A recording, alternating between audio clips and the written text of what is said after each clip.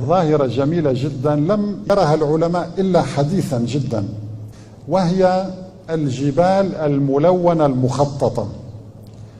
سبحان الله، هذه الجبال الملونة موجودة في منطقة في غرب الصين، موجودة غرب الصين.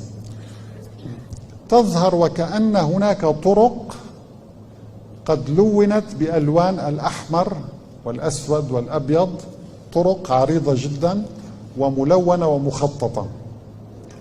الله تعالى أشار إلى هذه الجبال قبل 14 قرنا في آية لطيفة يقول فيها تبارك وتعالى: ألم تر أن الله أنزل من السماء ماء فأخرجنا به ثمرات مختلفا ألوانها ومن الجبال جدد.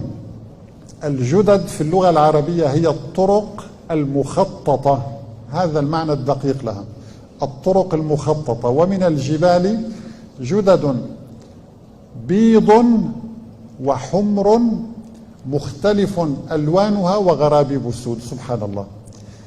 النبي عليه الصلاة والسلام هل رأى مثل هذه الجبال؟ لا طبعا، هذه لا توجد في الجزيرة العربية ولا توجد في أي منطقة أخرى إلا في غرب الصين.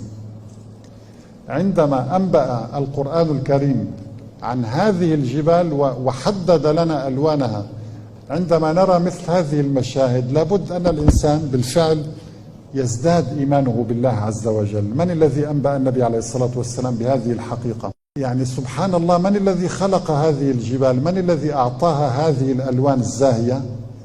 إنه الله تعالى الذي قال: صنع الله الذي أتقن كل شيء إنه خبير بما تفعلون.